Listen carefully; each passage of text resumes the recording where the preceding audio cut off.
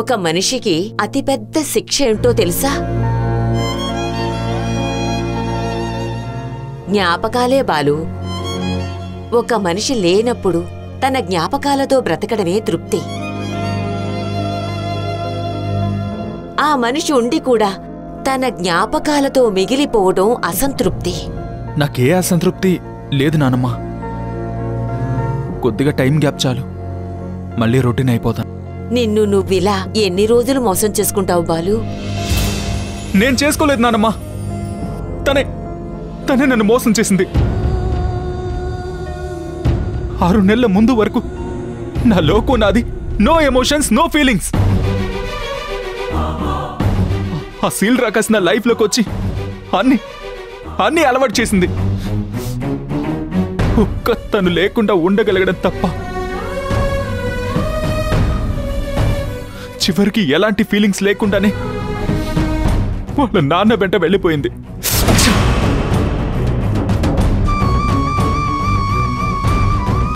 తను నేను లేకుండా హ్యాపీగా ఉండగలిగినప్పుడు నేనుండలేనా నాన్నమ్మా? ఉండగలను. శైలు సంతోషంగా ఉందని నువ్వెలా చెప్పగలవు బాలు? పిచ్చిదాల్లా మాట్లాడకు నాన్నమ్మా. తనకి నిజంగా అంత బాధే ఉంటే వాళ్ళ నాన్నని ఎదిరించేది, లేదా పరిస్థితి అర్థం చేసుకోమనేది. అట్లీస్ట్ మనకొక ఫోన్ కాల్ అయినా చేసి ఉండేది.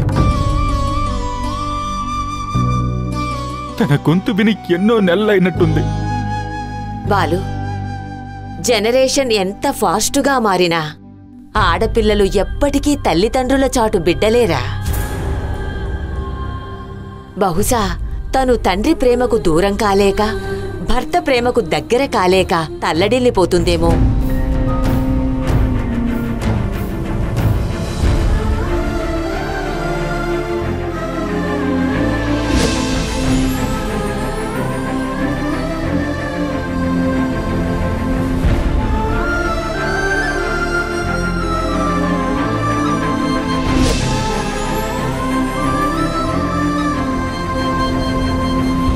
అంటే నేను లవ్ చేశానా?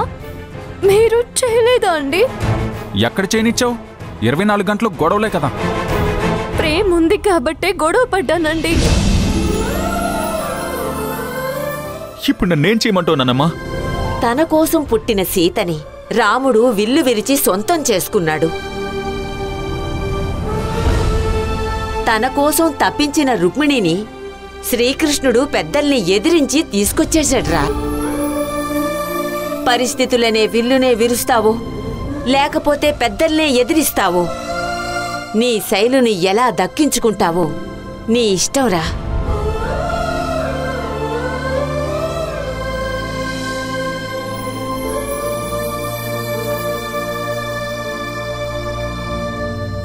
ఒక ఆడపిల్ల ఎన్నో కలల ప్రతిరూపమే భర్త.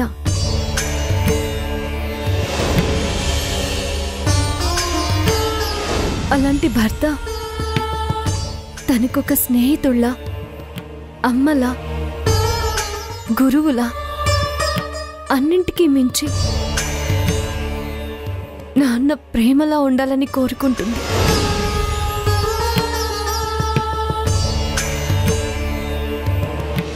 అర్థేచ, మోక్షేచ, కామేచ, నాతి చరామి అంటే శారీరకంగా, మానసికంగా ఎన్ని ఒడిదుడుకులొచ్చినా, ఎట్టి పరిస్థితుల్లోనైనా సరే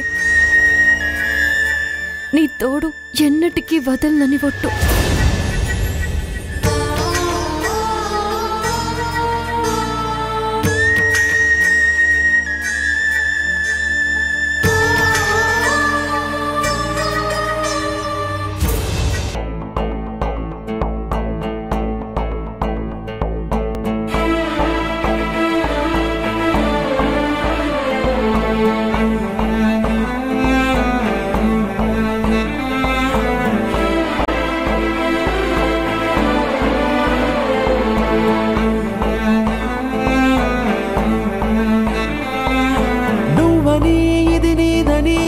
నిజమని అనుకున్నావా?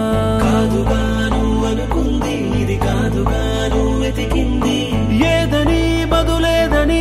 ప్రశ్నలా నిలుచున్నావా కాలమే వెను తిరగనిది ఇవ్వదు నువ్వు అడిగినది ఏ వేలో పట్టుకొని నేర్చేదే నడకంటే ఒంటరిగా నేర్చాడా ఎవడైనా ఓ సాయం అందుకొని సాగేదే బ్రతుకంటే ఒంటరిగా బ్రతికాడా ఎవడైనా పదుగురు మెచ్చిన ఈ ఆనందం నీ ఒక్కడిదైనా నిన్ను గెలిపించిన ఓ చిరునవ్వే వెనుకే దాగేనా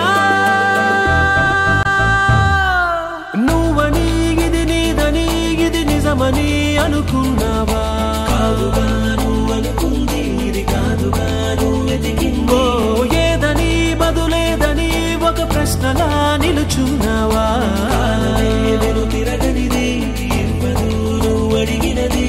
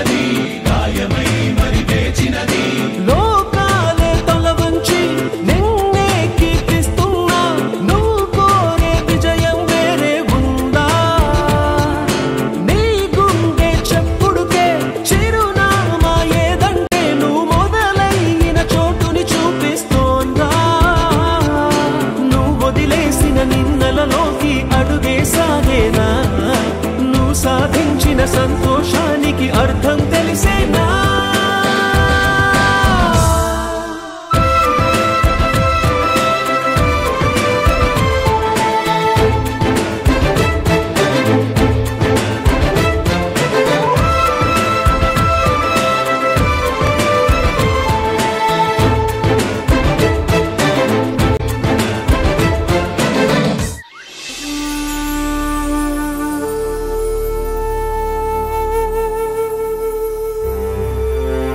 నాన్నగారు ప్రసాదం తీసుకోండి.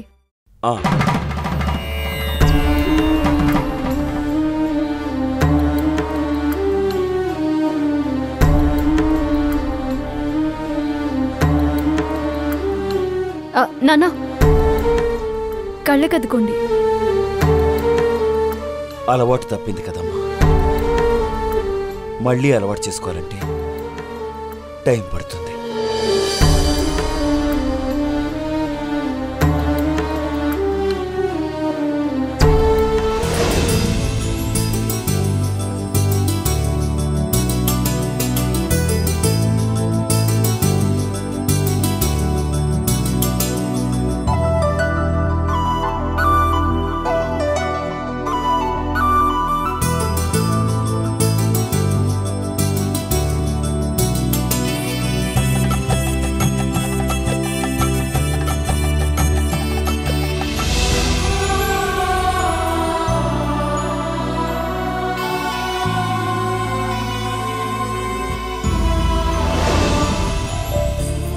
వసుంధరా, నేను బజార్ దాకా వెళ్ళొస్తాను.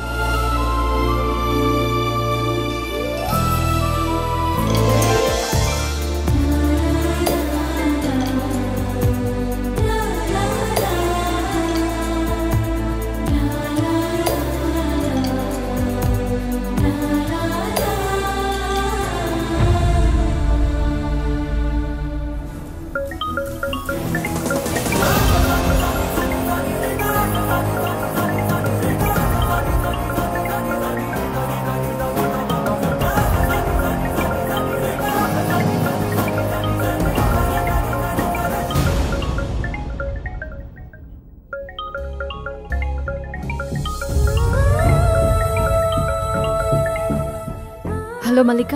శైలు, ఏమి నీకు అసలు బుద్ధుందా?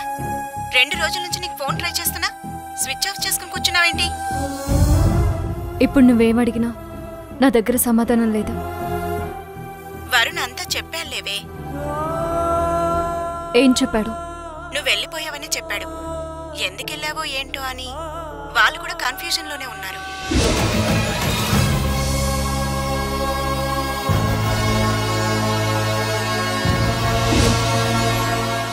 వాళ్ళ అన్నయ్యని అడగమనాల్సింది. అడగడానికి ఇంటికి వస్తుంటే కదా చాలా డల్ అయిపోయాడట. నీ నుండి డైవర్ట్ అవ్వాలనో ఏమో ఆఫీస్లోనే ఉండిపోయాడట. అంత బాధపడే బదులు మా నాన్న నన్ను తీసుకొచ్చేస్తుంటే నా పెళ్ళాన్ని ఎక్కడికి తీసుకెళ్తున్నావని ఆపొచ్చు కదా. అదేదో నేను రాను నాన్న అని నువ్వే మీ నాన్నతో చెప్పొచ్చుగా. ఫూలిష్గా మాట్లాడుకో.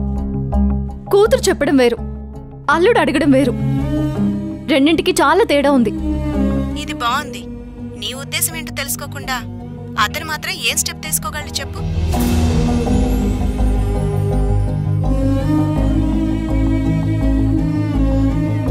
ఏమో లేవే, మనసుంటే మార్గం ఉంటుంది అంతే.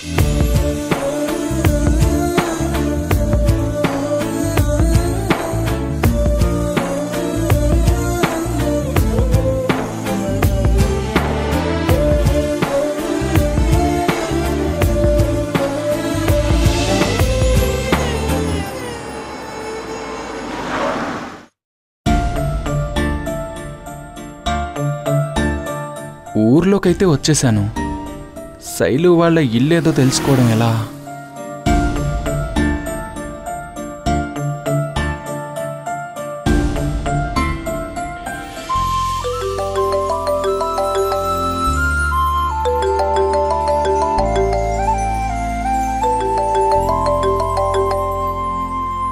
హలో బాలు. హలో నాన్న, చెప్పరా. ఊర్లోకైతే వచ్చేసాను. శైలు వాళ్ళ ఇల్లు ఎక్కడో నీకేమన్నా తెలుసా? ఒరే, నాకెలా తెలుస్తుందిరా? నేను పద్ధతిగా వీళ్ళు పిల్లని అడిగానా? నువ్వు పెళ్లి చేసుకొస్తే యాక్సెప్ట్ చేశాను అంతేగా. సర్లే, వాళ్ళ నాన్న పేరేమన్నా తెలుసా? తెలీదురా. ఆంటీ ఇంటికి వచ్చినప్పుడు చెల్లెమ్మ చెల్లెమ్మ అని ఓ తెగ కబుర్లు చెప్పుకుంటారు కదా, కనీసం పేర్లు కూడా కనుక్కోరా? ఊరికే ఫ్రస్ట్రేట్ అవ్వకరా. నా కోడల పేరు చెప్తే చాలు నిన్ను ఆటోమేటిక్గా ఇంటి దగ్గరికి తీసుకెళ్ళిపోతారు. అవును, తను పెద్ద సెలబ్రిటీ. మరి సెలబ్రిటీ కాబట్టే నువ్వు అక్కడ దాకా వెళ్లాల్సి వచ్చింది. జీవితంలో గమ్యం చేరాలంటే ఓపిక చాలా అవసరం రా. సరే నాన్న, జాగ్రత్తగా వెళ్ళరా. అలాగేలే, ఉంటా.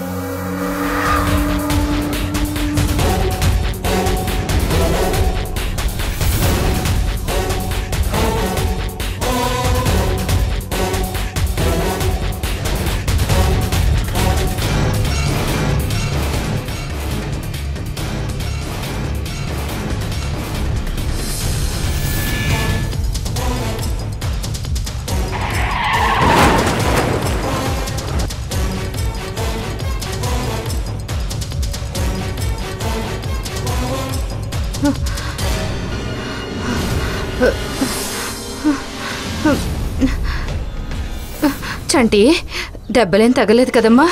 చాలా థ్యాంక్స్ బాబు. అలా నెగ్లెక్ట్గా ఉంటే ఎలాగమ్మా? చూసుకోవాలి కదా. అవునండి, ఏదో పరధ్యానంలో ఉన్నాను. సరే, జాగ్రత్తగా తీసుకెళ్ళండి. అలాగే బాబు.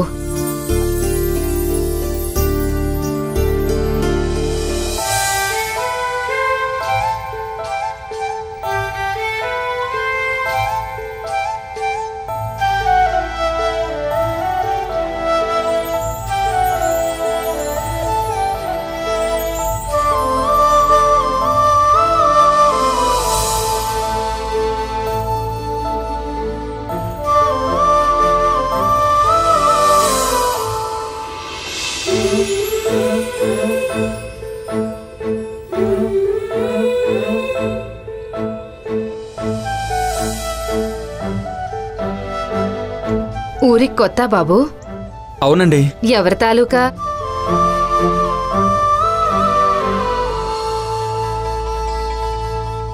తన కోసమే వచ్చానండి. అడ్రస్ తెలియక ఆగిపోయాను. శైలు కోసమా? అవునండి. ఇలా నేరుగా వెళ్తే 1 కిలోమీటర్ తర్వాత రామాలయం ఉంటుంది. దాని ఎదురుగుండా వాళ్ళ ఇల్లు బాబు. థ్యాంక్ యూ అండి. బాయ్.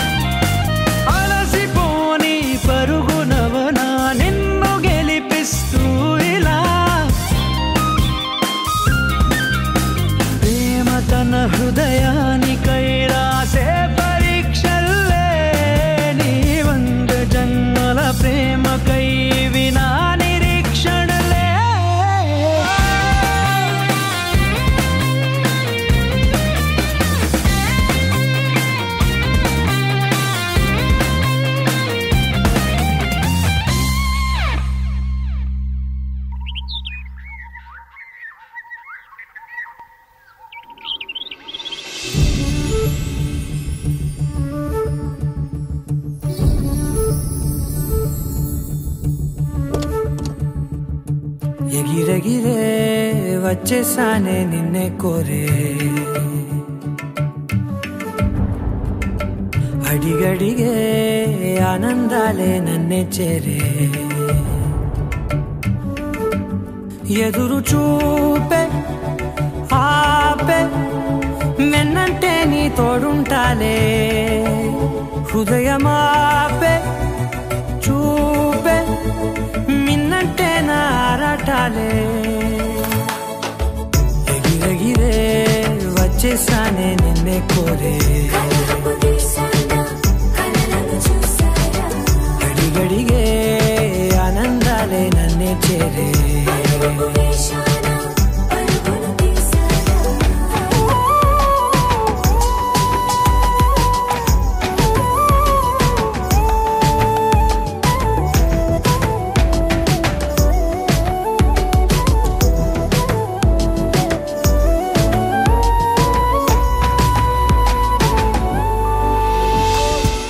శైలు, శైలు, శైలు, ఎవరు కావాలి? అయ్య బాబాయ్, ఈయన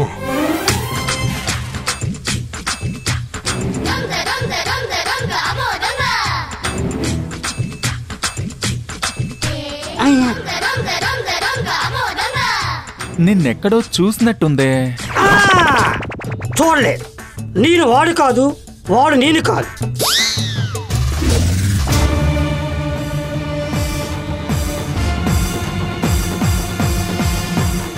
రే సూరిగా, అయ్య బాబాయ్ గుర్తుపెట్టాడే. అయినా నీకిక్కడేం పనిరా? దొంగతనానికి వచ్చావా? హతవిధి కాదు, నేను దొంగని కాదు. ఒక మహానుభావుడు నన్ను మార్చి ఈ ఇంట్లో పనిచ్చాడు. అందుకే విశ్వాసంతో ఇక్కడే పనిచేసి బ్రతుకుతున్నాను. అబ్బా, ఓహో, తమరు మారిపోయిన మహర్షి అన్నమాట. ఆగు, ఎక్కడికి ఎవరు కావాలి? శైలు ఉందా? ఓ, శైలమ్మ కోసం వచ్చారా? ఎందుకు వచ్చావో చెప్పు. హైదరాబాద్ లో నా ఇంట్లో ఉన్న నీ స్కూటీని ఎత్తుకెళ్ళింది వీడే అని చెప్పడానికి వచ్చా. మరి పిలువు శైలునే. తమరు పిలవమంటే పిలవడానికి నేను తన దగ్గర పనివాడిని కాదు, మా అయ్యగారి దగ్గర పాలేరుని. అయ్య బాబాయ్, నీ ఏదో ఏపీకి సీఎం అయినట్టు చెప్తావేంట్రా? పిలుస్తావా లేక నన్నే లోపలికి వెళ్ళమంటావా? వెళ్ళనివ్వను. పోవడానికి వీల్లేదు. వీడెక్కడ దొరికాడు రా బాబు. ఎందుకెళ్ళ నువ్వు? నేను మా అయ్యగారి మాట తప్ప ఎవరి మాట వినను. ఓహో, స్వామి భక్త. ఏదో ఒక అగరబత్తి తమరికి ఎందుకయ్యా? బయటికెళ్ళు, బయటికెళ్ళు, ఓయ్ బయటికి. సూరి ఎవరు?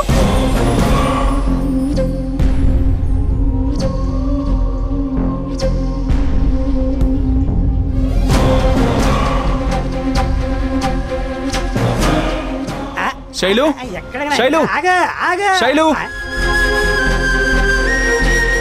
శైలు, శైలు, శైలు, శైలు, శైలు, ఎందుకు వచ్చావు?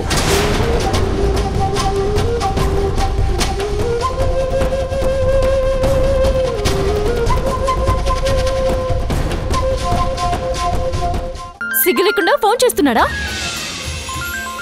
అసలు పెళ్ళం కోసం పోరాడే ఓపిక లేనుడు ఇక్కడి వరకు ఎందుకు వచ్చాడు నువ్వే అడుగు. మీ మొగుడు పెళ్ళల మధ్య నన్ను లాక్కండి. ఇదిగో అమ్మా, నువ్వు మాట్లాడవా? అల్లుడు గారు. ఆంటీ మీరా? మీ అమ్మాయి ఫోన్ తీస్తుందేమో. మీ ఊరి చేపల పులుసు అద్దిరిపోయిందని చెప్దాం అనుకున్నానండి.